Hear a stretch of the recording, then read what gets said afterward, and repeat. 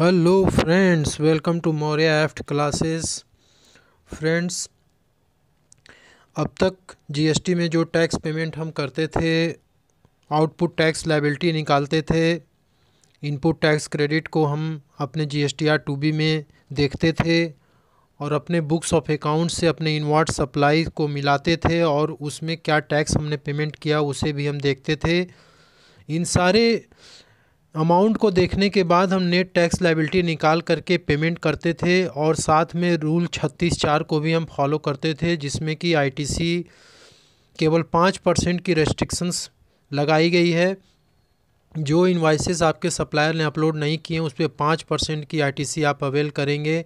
ऐसा हम अब तक करते आ रहे थे और काफ़ी समय से ये चल रहा था सिलसिला। बहुत सारे लोग जो है फेक इनवाइसेस रेस करके और fake input tax credit claim करके अपने आउटपुट टैक्स लायबिलिटी को एडजस्ट करा देते थे और टैक्स का पेमेंट कर लेते थे। लेकिन गवर्नमेंट फ्रेंड्स बहुत ही चालाक है। गवर्नमेंट जो है समय समय पे बदलाव कर रही है। उसी बदलाव का एक हिस्सा है QRMP स्कीम, जो कि पिछले महीने ही लॉन्च किया गया था। आप सभी लोगों को पता है कि QRMP स्कीम क्या होती है और इसमें कौन से टैक्स पेयर्स हैं जो कि QRMP स्कीम के लिए एलिजिबल हैं, ये सब आपको पता है। लेकिन फ्रेंड्स, आज के इस वीडियो में हम बात करने वाले हैं कि QRMP स्कीम में आखिर टैक्स का पेमेंट कैसे होगा।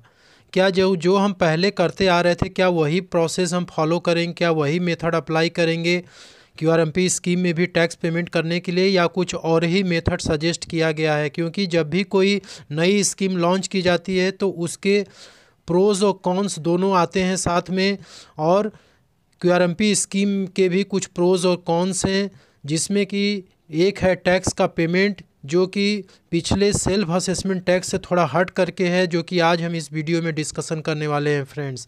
कि आखिर QRMP स्कीम में यदि आप सेलेक्टेड हो चुके हो या आप QRMP स्कीम में जाना चाहते हो, उस ऑप्शन को आप ऑप्ट करना चाहते हो, तो आपको ये जान लेना बहुत ज़रूरी है कि आपको टैक्स पेमेंट किस बेसिस पे करना पड़ेगा, उसके मेथड क्या हैं, ये आपको जानने की बहुत ज़रूरत है।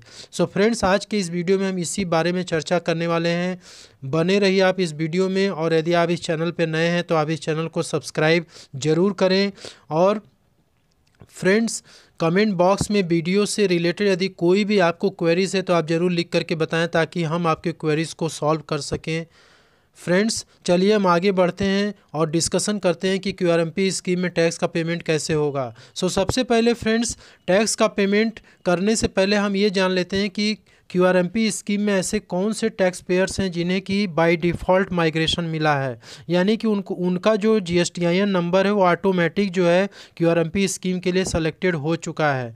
इन केस यदि आपका GSTIN नंबर QRMP स्कीम में बाय डिफ़ॉल्ट या ऑटोमेटिक सेलेक्टेड नहीं हुआ है तो आपके पास अभी भी समय है फ्रेंड्स। 31 जनवरी 2021 तक आप QRMP स्कीम के लिए आप अप्लाई कर सकते हो। आप इस ऑप्शन को चूज़ कर सकते हो। यदि आपने अक्टूबर महीने का रिटर्न नवंबर तक फाइल कर दिया है और आपका प्रीसीडिंग फाइनेंशियल ईयर में जो टोटल टर्नओवर है, एग्रीगेट टर्नओवर है, वो 5 करोड़ तक है, तो आप जो है इस स्कीम को अभी भी आप ऑप्ट कर सकते हो। अब हम बात कर लेते हैं कि कौन से ऐसे टैक्स पेयर्स हैं, कौन से ऐसे रजिस्टर्ड पर्सन हैं जो कि QRMP स्कीम में बाय डिफ़ॉल्ट माइग्रेट हो चुके हैं, और जो लोग नहीं हुए हैं उनके लिए क्या ऑप्शन है।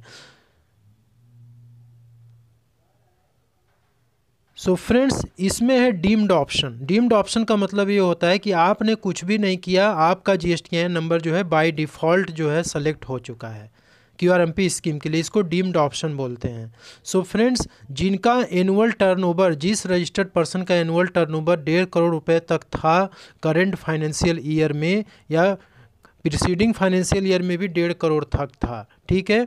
तो अभी हम करेंट फाइनेंशियल ईयर की बात करेंगे, क्योंकि जो प्रीसीडिंग फाइनेंशियल ईयर का टर्नओवर QRMP स्कीम के लिए वो बेस ज़्यादा, मतलब मैक्सिमम 5 करोड़ तक है।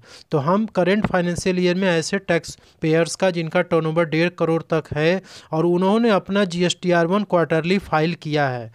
आप यहाँ पे देख सकते हैं कि registered individual with an aggregate turnover of up to 1.5 crore who have furnished form GSTR1 quarterly in the current financial year। तो उन्होंने क्या किया है कि करंट फाइनेंशियल ईयर में GSTR1 क्वार्टरली फाइल कर रहे थे। तो ऐसे लोगों का जो है बाय डिफ़ॉल्ट माइग्रेशन हो चुका है, बाय डिफ़ॉल्ट ये ऑटोमेटिकली QRMP स्कीम के लिए सेलेक्टेड हो चुके हैं। ऐसे टैक्स पेयर को QRMP स्कीम सेलेक्ट करने के लिए दोबारा GST के पोर्टल पे जाने की कोई आवश्यकता नहीं है। यानी ऐसे टैक्स पेयर अब जनवरी, फरवरी, मार्च का जो रिटर्न है वो अब क्वार्टरली बेसिस पे फाइल करेंगे। ठीक है, तो अपना वो 3B भी क्वार्टरली बेसिस पे फाइल करेंगे और GSTR1 भी क्वार्टरली बेसिस पे फाइल करेंगे। No tension, no worries for this type of tax payer. Second tax payer की कैटेगरी ये है फ्रेंड्स कि जिनका एनुअल टर्नओवर जो है 1.5 करोड़ तक है करंट फाइनेंशियल ईयर में, लेकिन उन्होंने अपना जो GSTR1 है वो क्वार्टरली ना फाइल करके वो मंथली फाइल कर रहे थे। ठीक है, तो ऐसे टैक्स पेयर को अभी भी QRMP स्कीम में बाय डिफ़ॉल्ट माइग्रेशन नहीं मिला है, ऑटोमेटिक वो माइग्रेट नहीं हुए हैं। उनको अभी भी जनवरी, फरवरी, मार्च का जो रिटर्न है GSTR1 उन्हें मंथली फाइल करना पड़ेगा। लेकिन अभी हम नीचे देखेंगे कि ऐसे टैक्स पेयर यदि QRMP स्कीम में आना चाहते हैं तो उन्हें क्या करना पड़ेगा। ठीक है, अब थर्ड पॉइंट देख लेते हैं फ्रेंड्स। अब हम लोग थर्ड पॉइंट देखेंगे कि थर्ड पॉइंट में क्या है। थर्ड पॉइंट पे ये है कि जिनका एग्रीगेट टर्नओवर 1 करोड़ से ज़्यादा लेकिन 5 करोड़ तक प्रीसीडिंग फाइनेंशियल ईयर में था, ऐसे टैक्स पेयर को भी QRMP स्कीम में बाय डिफ़ॉल्ट माइग्रेशन मिल चुका है। आप यहाँ पे देख सकते हैं कि ऐसे टैक्स पेयर भी अब जनवरी, फरवरी और मार्च 2021 का जो रिटर्न है वो क्वार्टरली बेसिस पे फाइल करेंगे। क्वार्टरली 3B भी फाइल करेंगे, क्वार्टरली GSTR1 भी फाइल करेंगे। अब फ्रेंड्स हम बात करते हैं सेकेंड पॉइंट की। ये जो आप सेकेंड पॉइंट देख रहे हैं, आप इसमें यदि फॉल करते हैं और आप चाहते हैं कि QRMP स्कीम में मैं भी सेलेक्ट हो जाऊँ, मैं भी जो है QRMP स्कीम को चूज़ कर लूँ, तो मुझे क्या करना पड़ेगा। तो इस केस में फ्रेंड्स आप क्या करेंगे, taxpayer in point number 2 can change the default option and opt for quarterly GSTR 3B till between GSTR 3B filing between 5th December 2020 and 31st January 2021। लीजिए, आपके लिए GST डिपार्टमेंट ने एक नया ऑप्शन निकाल दिया है, आपको एक फैसिलिटी दे दी है कि भाई ठीक है, आप जो है आपका annual aggregate turnover current financial year में 1.5 करोड़ तक है और आप जो है अभी तक मंथली रिटर्न फाइल कर रहे थे, तो ठीक है, आप जनवरी, फरवरी, मार्च के लिए आप QRMP स्कीम को ऑप्ट करना चाहते हो तो you can change this option. उन्होंने ये आपको ऑप्शन भी दे दिया है कि आप भाई चाहते हो, गलती से आप मंथली बेसिस पे फाइल कर रहे थे तो आप चाहो तो क्वार्टरली बेसिस पे भी कर सकते हो। तो आप इस ऑप्शन को कब से कब तक सेलेक्ट कर सकते हो, तो इसमें देखिए फ्रेंड्स लिखा हुआ कि आप 5 दिसंबर से लेकर 31 जनवरी तक आप इस ऑप्शन को सेलेक्ट कर सकते हो। अब बढ़ते हैं फ्रेंड्स आगे। ये हो गई बात कि जो रजिस्टर्ड पर्सन है GST में वो QRMP स्कीम में ऑटोमेटिक जिनका बाय डिफ़ॉल्ट माइग्रेशन हो चुका है या फिर जो लोग अभी तक ऑप्ट नहीं किए वो ऑप्ट कर सकते हैं।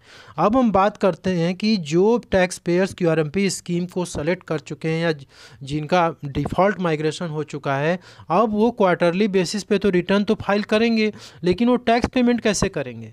तो टैक्स पेमेंट करने के लिए फ्रेंड्स ऐसे टैक्स पेयर को इनवॉइस फर्निशिंग फैसिलिटी का एक ऑप्शन दिया गया है, क्योंकि जब तक इनवॉइस अपलोड नहीं होगा फ्रेंड्स आप टैक्स कंप्यूटेशन कैसे करेंगे।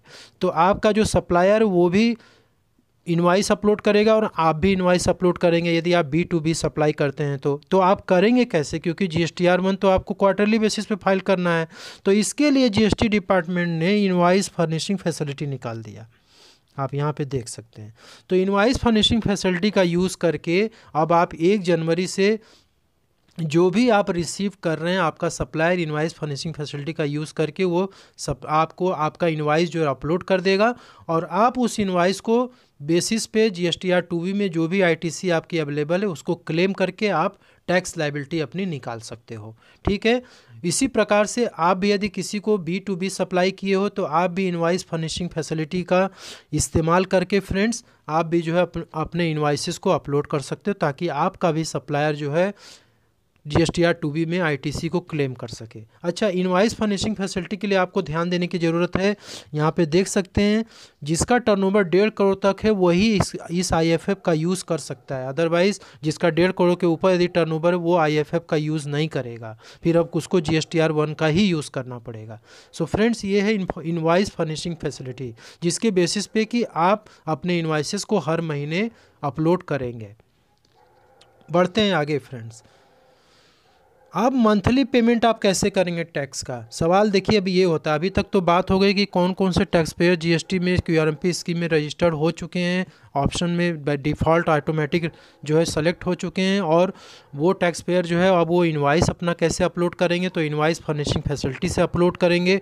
अब टैक्स का पेमेंट कैसे करना होगा, तो टैक्स का पेमेंट फ्रेंड्स आपको जिस महीने का आपने ट्रांजेक्शन्स किया, जिस महीने में, उस महीने का जो टैक्स पेमेंट है वो अगले महीने की 25 तारीख तक, 25th of the following month, यानी कि 25 तारीख तक आपको टैक्स पेमेंट करना होगा। PMT 06 में आप करेंगे, GST PMT 06 में आप टैक्स का पेमेंट करेंगे, ये आपको ध्यान रखना है, ठीक है। For the first and second month of the quarter, यानी जनवरी फरवरी मार्च का यदि क्वार्टर है फ्रेंड्स, तो इसमें जनवरी और फरवरी का जो पेमेंट है टैक्स का, जनवरी का आप फरवरी में 25 तारीख तक करेंगे और फरवरी का मार्च में 25 तारीख तक करेंगे। और मार्च का जो है वो तो आप अप्रैल में क्वार्टरली रिटर्न फाइल करेंगे GSTR1 में, तो मार्च का जो भी आपका होगा वो GSTR1 में आप उस फिगर को ले लेंगे, ठीक है। तो आपको ये चीज़ ध्यान रखना है कि PMT 06 में आपको टैक्स का पेमेंट करना होगा। अब फ्रेंड्स आते हैं मेन पॉइंट पे कि आपको टैक्स का पेमेंट कैसे करना है, what is the method of monthly tax payment. तो इसके लिए दो मेथड है, एक फिक्स्ड सम मेथड है और दूसरा है सेल्फ असेसमेंट मेथड। तो फिक्स्ड सम मेथड में फ्रेंड्स आप कैसे टैक्स का पेमेंट करेंगे, आपको ये जानने की बहुत ज़रूरत है। फिक्स्ड सम मेथड, जैसे कि नाम से ही है कि आपको एक फिक्स्ड अमाउंट दे दिया गया, एक फिक्स्ड परसेंटेज आपके ऊपर ये लगा दी गई, आपको उतना परसेंट आपको देना है गवर्नमेंट को। इसमें भी टैक्स पेयर को दो कैटेगरी में बांटा गया, ऐसे टैक्स पेयर जो कि मंथली जो अपना क्वार्टरली जो 3B रिटर्न है वो जो है क्वार्टरली बेसिस पे फाइल कर रहे हैं, आप यहाँ पे देख सकते हैं, और ऐसे टैक्स पेयर जो कि अपना 3B मंथली बेसिस पे फाइल कर रहे हैं। तो इसमें क्या है कि अब वो क्वार्टर आ गया, तो क्वार्टर में क्या है कि जैसे मान लीजिए जनवरी फरवरी मार्च का क्वार्टर है, तो उसमें आपने GSTR 3B को QRMP स्कीम में क्वार्टरली बेसिस पे फाइल करने के लिए आपने ऑप्ट कर लिए या आपका ऑप्ट हो चुका है।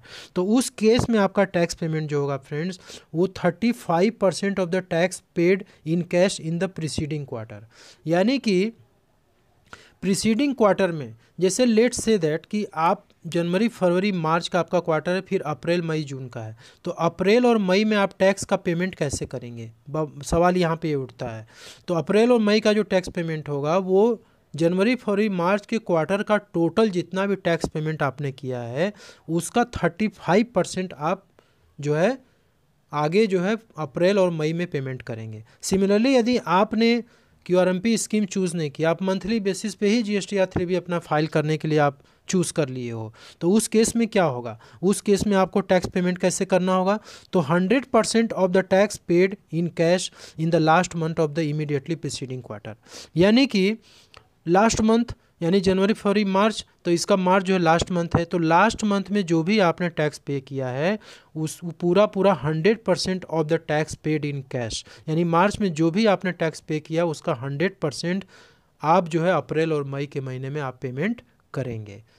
ठीक है, समझ में आ गई। मतलब जनवरी फरवरी मार्च में आपने QRMP स्कीम ऑप्ट नहीं किया, आप जो है अप्रैल मई जून में आपने ऑप्ट कर लिया, तो अप्रैल मई का आप कैसे टैक्स पेमेंट करेंगे, तो इसके लिए भी दोनों ऑप्शन है। या तो फिक्स्ड सम मेथड में आप GSTR 3B क्वार्टरली फाइल करेंगे तो आपको 35% देना होगा, और यदि आप मंथली यदि फाइल कर रहे हो तो आपको जो है लास्ट मंथ का 100% देना होगा। अब हम आते हैं एग्जाम्पल पे फ्रेंड्स, की एग्जाम्पल के माध्यम से समझने की कोशिश करेंगे।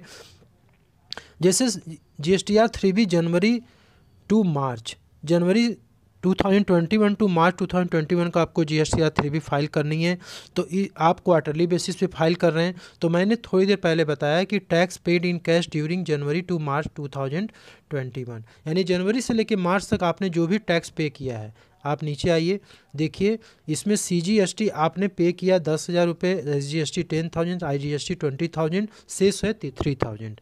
तो ये क्वार्टरली बेसिस पे आप जो है फाइल कर रहे हैं। ठीक है, ये चीज़ ध्यान रखना है आपको। जब क्वार्टरली बेसिस पे आप फाइल करेंगे तो उस केस में जो है 35% का रूल आपके ऊपर अप्लीकेबल हो जाएगा। यदि आप फिक्स्ड सम मेथड में जाना चाहते हैं तो उसमें क्या होगा, आप 35% यानी 10,000 का 35%, 3,500 आप अप्रैल में पे करेंगे, मई में भी 3,500 पे करेंगे।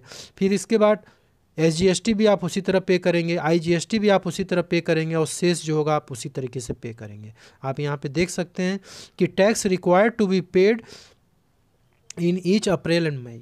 ठीक है, तो अप्रैल और मई में आपको टैक्स इस तरीके से पेमेंट करना होगा। अब हम आते हैं फ्रेंड्स, यदि आप मंथली बेसिस पे अपना GSTR 3B फाइल करना चाहते हैं या कर रहे हैं, किस मंथ का, किस क्वार्टर का, तो जनवरी से लेकर के मार्च 21 का, ठीक है, मंथली बेसिस पर।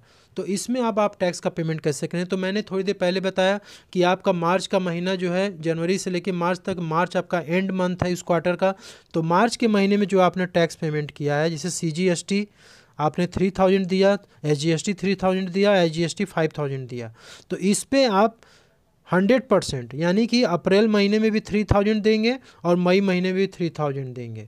इसी तरीके से SGST भी आप 100% देंगे, IGST भी 100% देंगे और सेस भी 100% देंगे। तो ये हो गया मंथली बेसिस पे पेमेंट।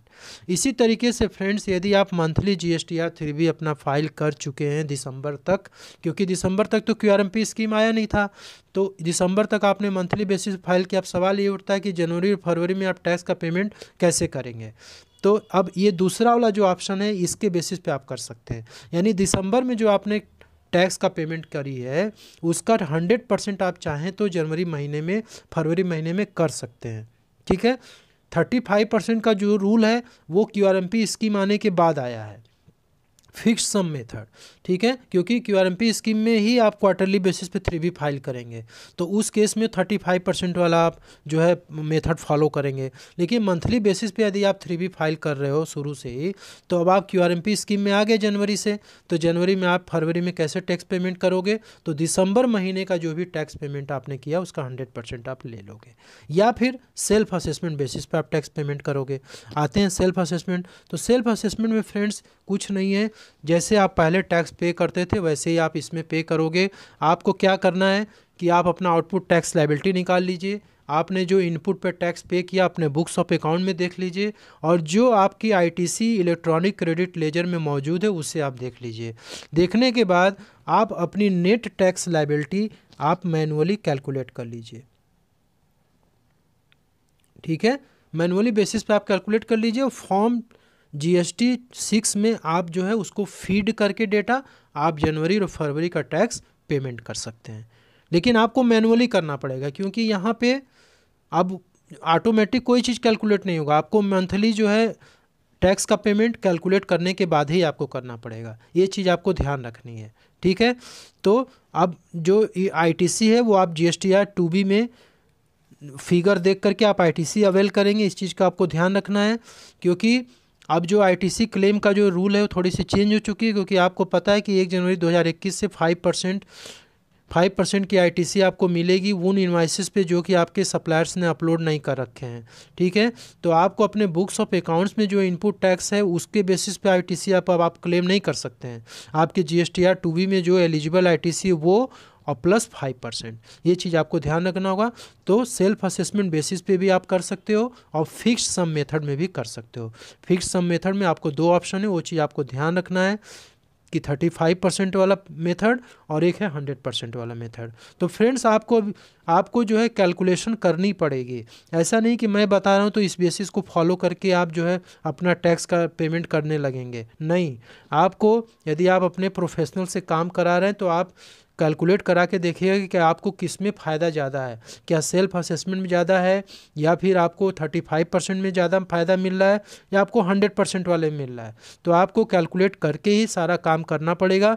ये एक छोटी सी जो मेरी ओपिनियन है मैं आपके साथ डिस्कस कर रहा हूँ। So friends, thank you so much for being in this video. यदि वीडियो अच्छा लगे तो लाइक शेयर ज़रूर करिएगा, और यदि आप चैनल पर नए हैं तो ज़रूर चैनल को लाइक और सब्सक्राइब ज़रूर करें। Thank you.